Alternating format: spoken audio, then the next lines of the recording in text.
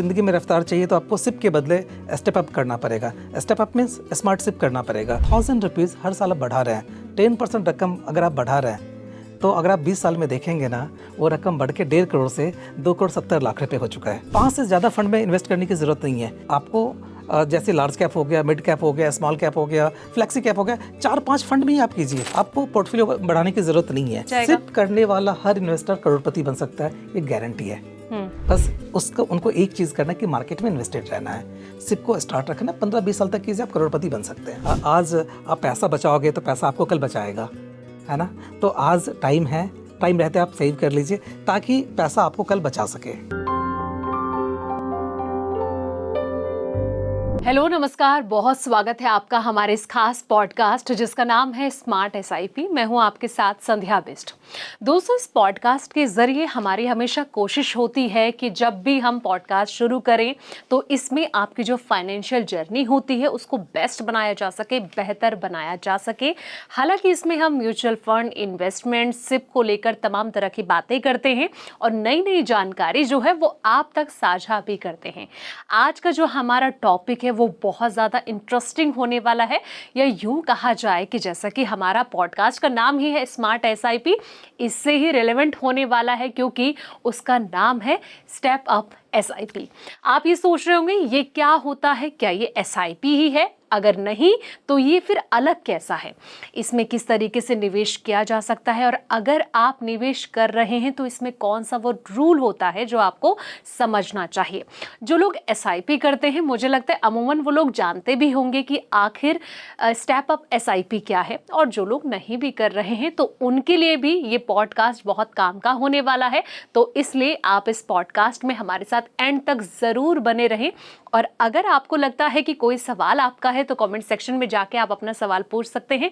इन सब सवालों का जो जवाब है उसको देने के लिए स्टूडियो में एक बार फिर से मेरे साथ जुड़ चुके हैं मेरे खास गेस्ट, जिनका नाम है के प्रहलाद, को-फाउंडर हैं गुल्लक थ्योरी के, और साथ ही पर्सनल फाइनेंस और म्यूचुअल फंड के एक्सपर्ट हैं। बहुत स्वागत प्रहलाद जी एक बार फिर से आपका हमारे इस स्टूडियो में।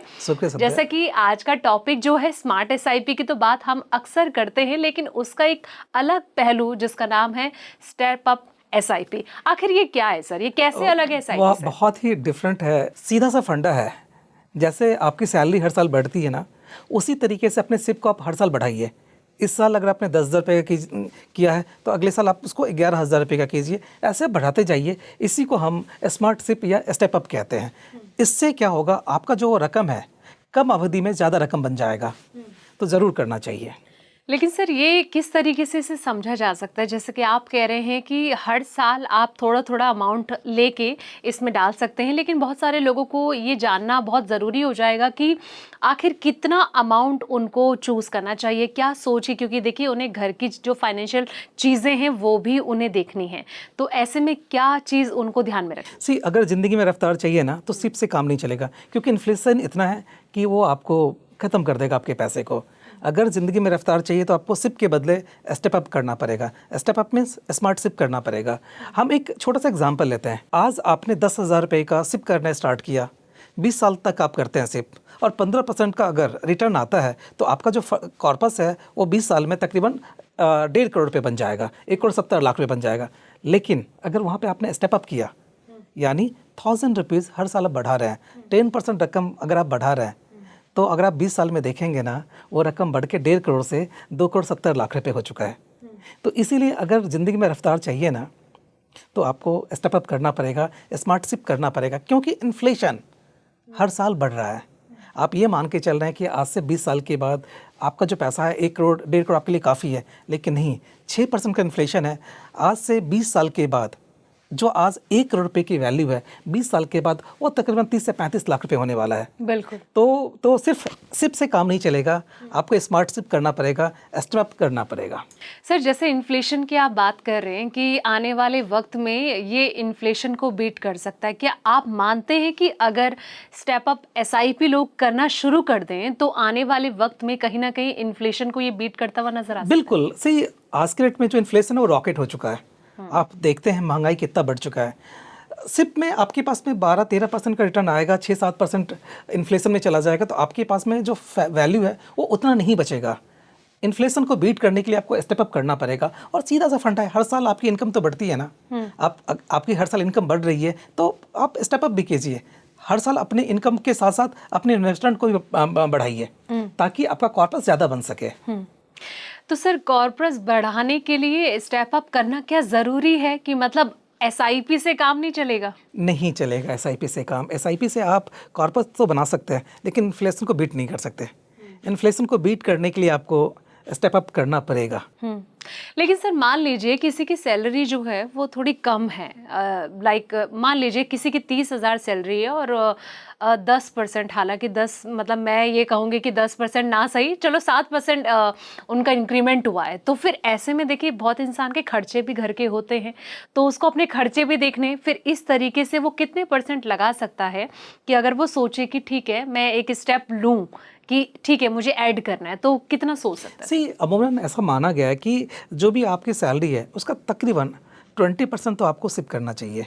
यानी अगर 30,000 रुपये की सैलरी है तो 6,000 रुपये आपको सिप स्टार्ट करना चाहिए। और हर साल 600 रुपये, यानी 6,000 रुपये का 10% कितना हो गया? 600 रुपये हो गया। और तकरीबन 8 से 10% का ही इंक्रीमेंट है हर साल, तो 600 रुपये हो गया, यानी 10% आपको हर साल बढ़ाना चाहिए। इससे एक अच्छा कॉर्पस आपका क्रिएट हो जाएगा। लेकिन अगर कई लोग ये सोचें कि कम सैलरी है, फिर 10% जैसे आप कह रहे हैं कि 6,000 रुपये उन्हें लगाना चाहिए, तो उनके लिए थोड़ा टफ नहीं होगा?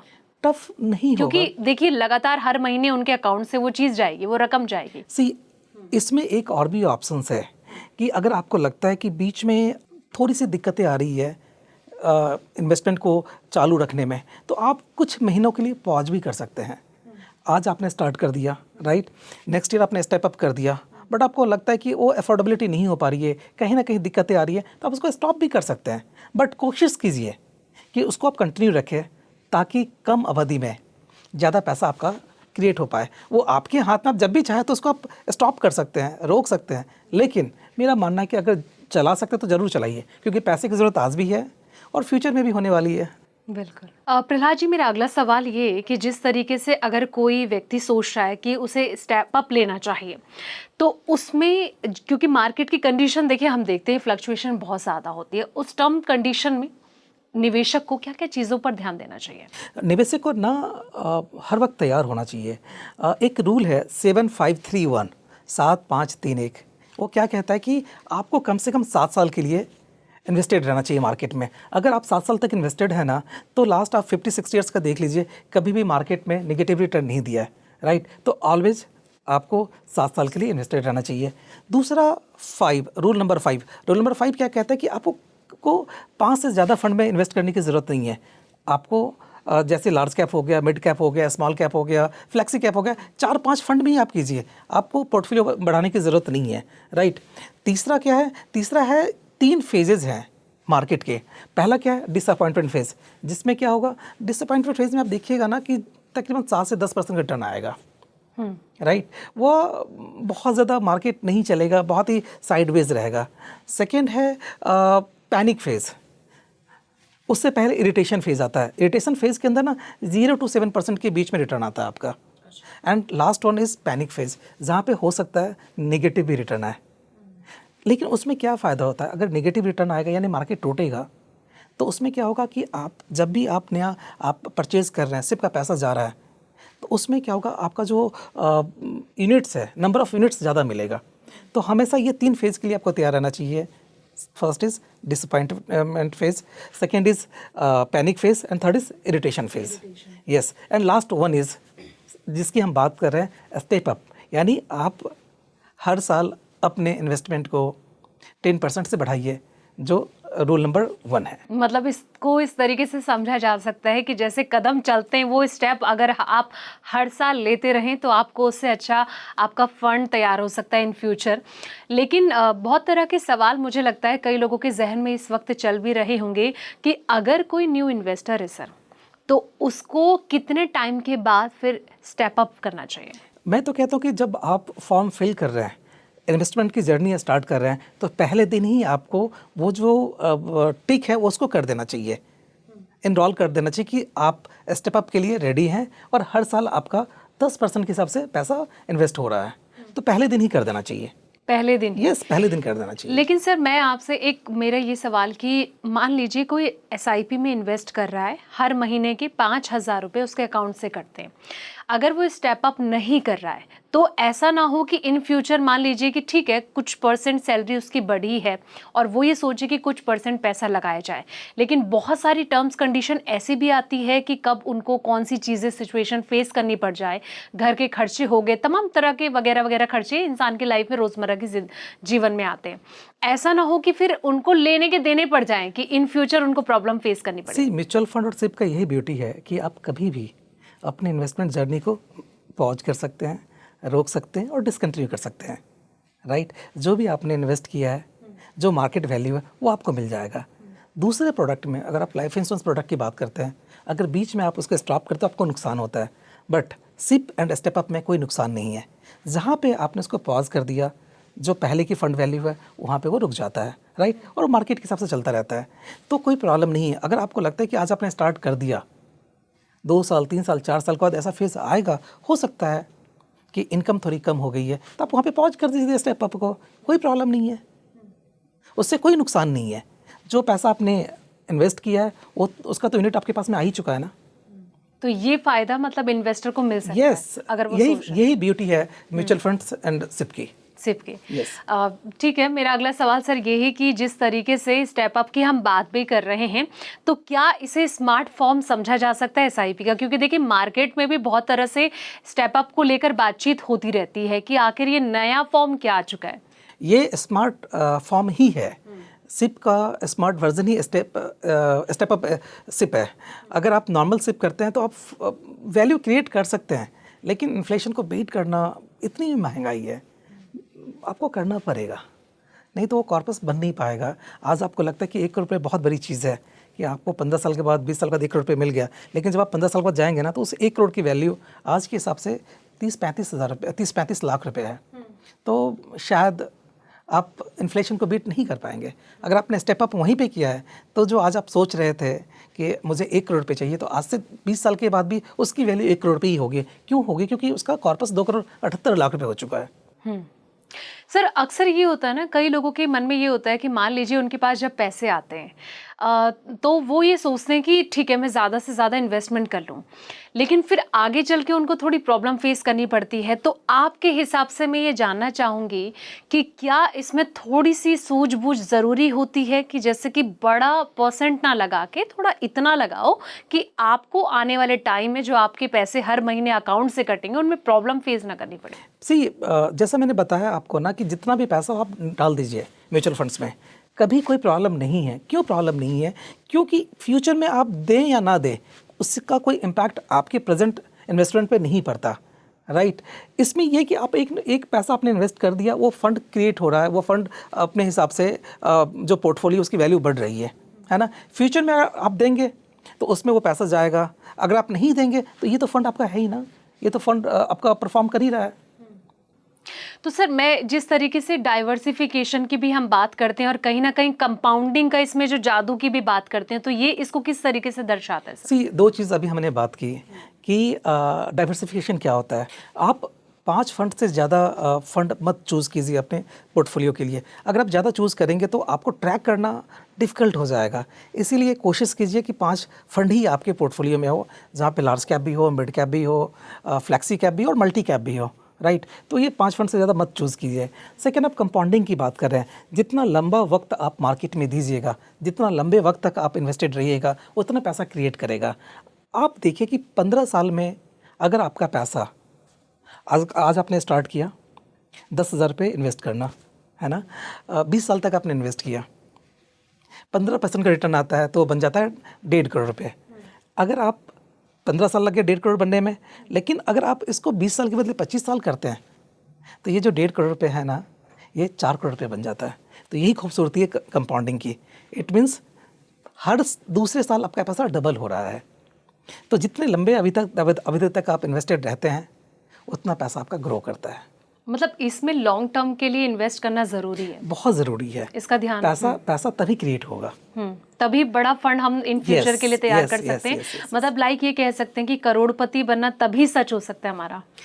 बिल्कुल सही बात है, तभी सच हो सकता है जब आप लंबे अवधि तक रहते हैं तो आपका पैसा ज़रूर बनेगा। तो आप ये कहेंगे कि एक कॉमन से पीपल के लिए भी ये सोचना अच्छा होगा, आराम से जो सपना वो देखते हैं वो सच हो जाएगा। सिप करने वाला हर इन्वेस्टर करोड़पति बन सकता है, ये गारंटी है। बस उनको एक चीज़ करना है कि मार्केट में इन्वेस्टेड रहना है, सिप को स्टार्ट रखना है, 15-20 साल तक कीजिए, आप करोड़पति बन सकते हैं। सर, फंड को लेके कई तरह के सवाल लोगों के रहते हैं कि आखिर जैसे कि अगर हम चूज़ करें तो हम बड़े कंफ्यूज होते हैं कि किस में हम इन्वेस्ट करें। देखिए, आपके ऊपर डिपेंड करता है कि आप अपने पैसे पे कितना रिस्क लेना चाहते हैं। अगर आपको लगता है कि मुझे बहुत ज़्यादा रिस्क नहीं लेते तो आपको रिटर्न भी मार्केट में कम मिलेगा। अगर आप बिल्कुल भी रिस्क नहीं लेते तो आप डेट फंड की तरफ जाइए, जहाँ पे आपको 7 से 8% रिटर्न मिलेगा साल का। लेकिन अगर लंबे अवधि के आप प्लेयर हैं, इन्वेस्टर है, तो आपको लार्ज कैप या मिड कैप में आपको इन्वेस्ट करना चाहिए, जहाँ पे आपका तकरीबन 12 से 15% रिटर्न 10 से 12 साल में मिल जाएगा आपको, राइट। जहाँ पे फंड चूज़ करने की ज़रूरत है, आप अच्छे फंड्स मार्केट में अवेलेबल है। आप फ्लेक्सी कैप में जाइए, आप लार्ज कैप में जाइए, आप मिड कैप में जाइए। एक मेरा जो फेवरेट वो मल्टी कैप है।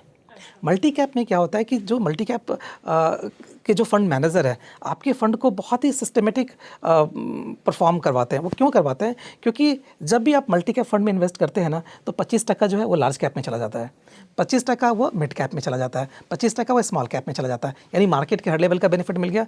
एंड जो 25% पैसा बचा हुआ है वो अपॉर्चुनिटीज़ फंड में जो फंड मैनेजर है अपने हिसाब से इन्वेस्ट करते हैं। अच्छा, तो उसमें ये होता है कि आपका फ़ायदा काफ़ी है। मतलब फायदे ही फायदे इसमें मिल सकते हैं, जिस तरीके से आपने yes, बताया कि अलग अलग फंड में अगर पैसा लगाएं तो Yes. ठीक है। मुझे लगता है कि जो क्वेश्चन लगातार मैंने देखा था पिछले पॉडकास्ट में ना, कई तरह के सवाल लोग यही पूछ रहे थे कि सर मैं किस में पैसे लगाऊं। तो मुझे लगता है उन दर्शकों को ये सवाल का जवाब मिल गया होगा। चलिए आते हैं अब स्टेप अप पे ही आते हैं सर। जैसे कि हम इसकी खूबसूरती को लेकर बात कर रहे हैं कि देखिए इसके तो बहुत तरह के फ़ायदे ही फ़ायदे हैं और कॉपर्स तैयार करना एक अच्छा वो भी बहुत ईजी हो जाएगा। लेकिन सर कुछ डिसएडवांटेज भी क्या इसके होते हैं कि अगर कोई ये सोच रहा है कि स्टेप अप करना है लेकिन कुछ रूल्स रेगुलेशन होते हैं जो उसको ध्यान में रखना चाहिए इन्वेस्टर को? ऐसा कुछ भी रूल्स एंड रेगुलेशंस नहीं है। डिसएडवांटेज क्या हो सकता है कि आपको लगता है मेरे पॉकेट से ज़्यादा पैसा जा रहा है, लेकिन वो पैसा एक्सपेंस नहीं हो रहा, वो पैसा इन्वेस्ट हो रहा है। एक्सपेंस और इन्वेस्टमेंट में फ़र्क है। एक्सपेंस में एक बार आपके पॉकेट से निकल गया तो वापस नहीं आ सकता। इन्वेस्टमेंट में क्या है, आपका पैसा बढ़ के वापस आएगा इन्वेस्टमेंट में। तो डिसएडवांटेज कह लीजिए इसको कि आप जब आपके पॉकेट से जब जा रहा है पैसा ना, तो आपको थोड़ा सा तो चुभेगा, लेकिन आपके फ्यूचर के लिए एक सोशल सिक्योरिटी बना रहा है। सर अगर कोई 5% का सोच रहा है इसमें लगाने का, तो क्या उसके लिए थोड़ा इजी रहेगा या फिर आपका ये सुझाव होगा कि थोड़ा 5% से ज़्यादा 5%, 10%, 15%, पर्सन टू पर्सन वो वैरी करता है। मुझे ऐसा लगता है कि मैक्सिमम जितना हो सके 10% हो सके, 15% हो सके, 20% हो सके, जितना हो सके आपको स्टेप अप करना चाहिए, जो आप आराम से इजी वे में कर सकते हैं।